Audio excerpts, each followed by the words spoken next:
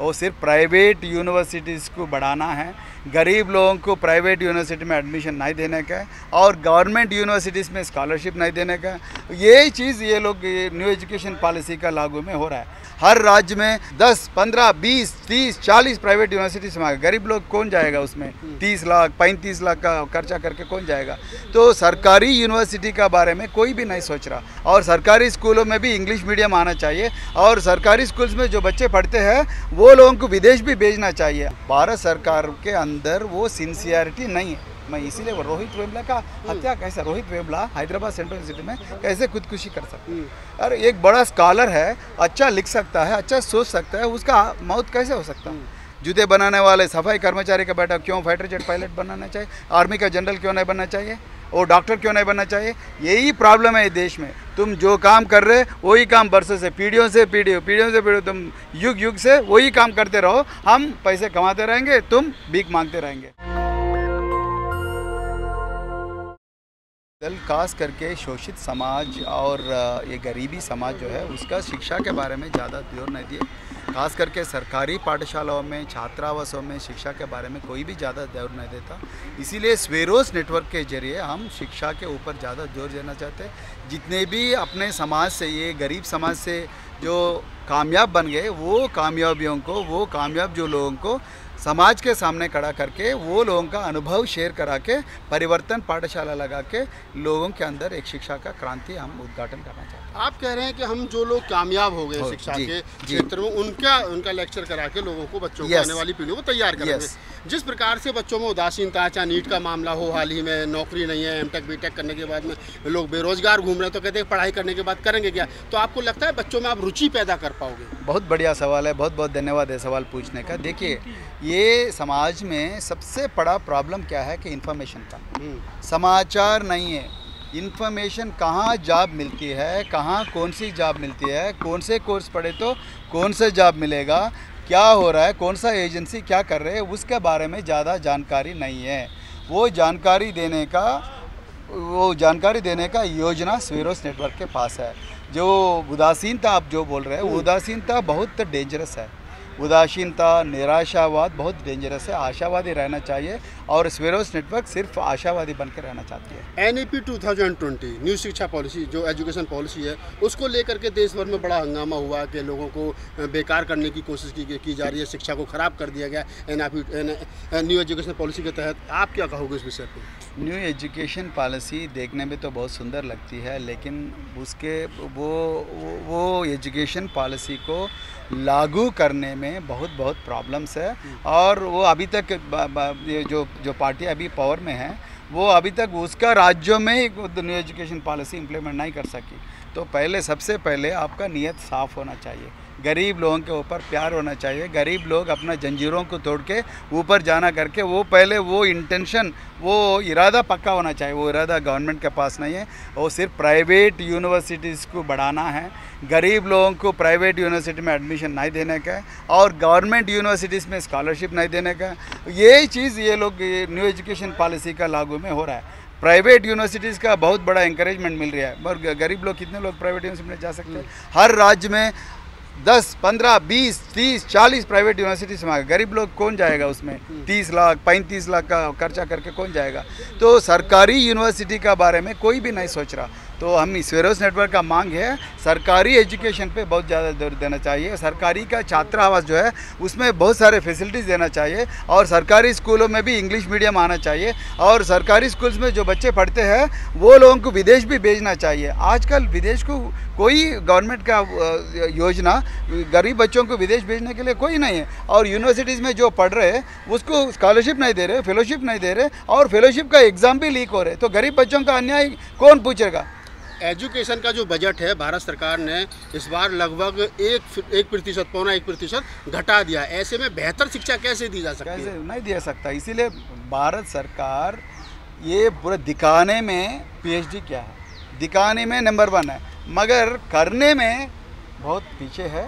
भारत सरकार के अंदर वो सिंसियरिटी नहीं है। मैं इसीलिए वो रोहित वेमुला का हत्या कैसे, रोहित वेमुला हैदराबाद सेंट्रल यूनिवर्सिटी में कैसे खुदकुशी कर सकता है? अरे एक बड़ा स्कॉलर है, अच्छा लिख सकता है, अच्छा सोच सकता है, उसका मौत कैसे हो सकता है?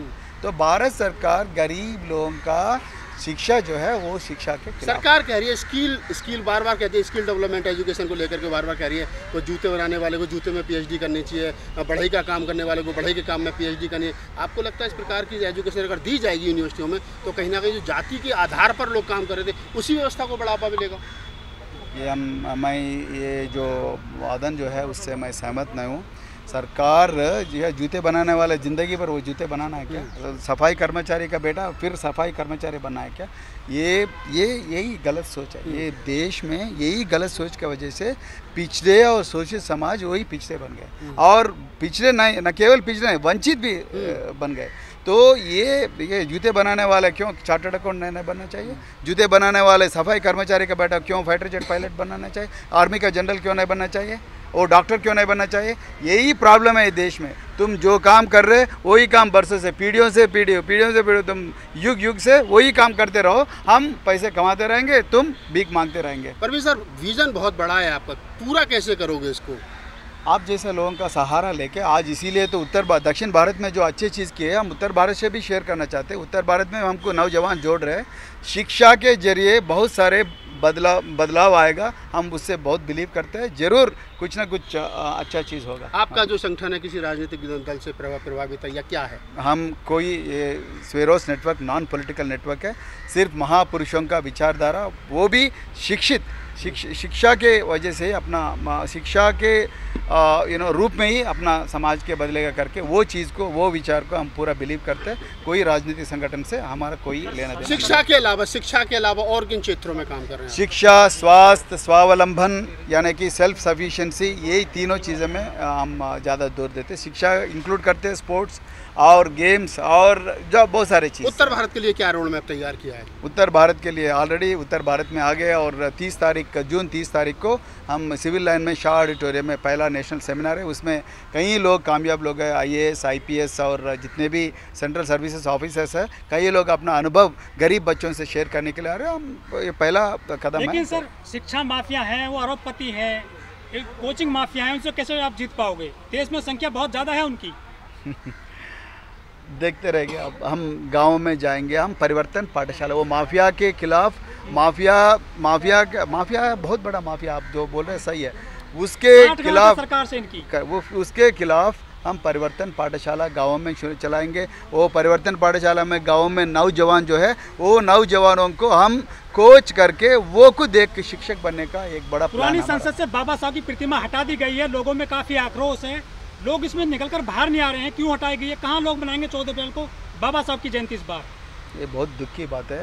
ये भारत की सरकार ये नहीं करना चाहिए था। हम इसके ऊपर भी हम संघर्ष जरूर करेंगे। ये बहुत बड़ा दुख की बात है। सर, एक सवाल ले लेते हैं आखिर में आपसे। सवाल ये है कि आपके पास फंड कहाँ से आएगा? जो आपने सपना देखा है, इसको पूरा करने के लिए पैसा चाहिए, क्योंकि आप कैसे गलगोटिया यूनिवर्सिटी से तमाम जो बड़े बड़े शिक्षा संस्थान हैं, जैसा भी ओमदेव जी ने कहा कि सरकार की गोद में बैठ करके लोग एजुकेशन माफिया बने हुए हैं, तो आप कैसे उनसे पार बसा पाओगे? बहुत बढ़िया सवाल है। वो माफिया के खिलाफ एक मास एक्शन होगा। वो मास एक्शन जो है, गरीब लोगों के पास एक एक रुपया गरीब लोगों में जितने भी कामयाब बन गए, वो कामयाब जो बने, वो कामयाब लोग अपना इनकम से 1% भी दिए तो ये पूरा क्रांति। पे बैक टू सोसाइटी के अलावा कोई दूसरा रास्ता नहीं, इसका मतलब पे बैक के सोसाइटी के अलावा कोई दूसरा रास्ता नहीं है। कोई कॉर्पोरेट संस्था गरीब लोगों के लिए, गरीब लोगों का पढ़ाई के लिए पैसे देने वाला नहीं है। ये आप मैं इसीलिए गरीब समाज में जो भी शिक्षित हो गए, जो भी कामयाब बन गए, आप लोगों का इनकम, आप ज़रूर आपका कंफर्ट जोन से बाहर आइएगा, आप अपना समाज के पास जाइएगा, आप अपने ही सोसाइटी में कम से कम 1 पैसा, आपका अगर 100 रुपये अगर कमाए तो कम से कम उसमें 1 रुपया हर महीने निकाल के अपने समाज के लिए खर्च करो। जरूर अपने समाज में क्रांति आएगी, अपने समाज में एक दिन एक अच्छा समाज बनेगा। 30 जून को जो आप सेमिनार करने जा रहे हैं शाह ऑडिटोरियम में, क्या टाइमिंग रहेगी, कब से कब तक चलेगा? 30 जून में 9:30 बजे से लेके 3 बजे तक रहेगा, और पूरा हम प्रेजेंटेशन देंगे। आपको भी इन्विटेशन है। 30 जून के दिन पूरे जितने भी कामयाब हो गए IAS IPS ऑफिसर्स, वो पूरा लोग आके अपना अनुभव शेयर करेंगे। Thank you very much. National Dastak की आपसे गुजारिश है कि अगर इसको बचाना चाहते हैं तो नेशनल दस्तक को सब्सक्राइब करने के लिए रेड कलर के सब्सक्राइब बटन को दबाएं, फिर बेल आइकन की घंटी दबाएं। नेशनल दस्तक को बचाने के लिए बहुत जरूरी है कि हर खबर को शेयर करें, लाइक करें, कमेंट जरूर करें।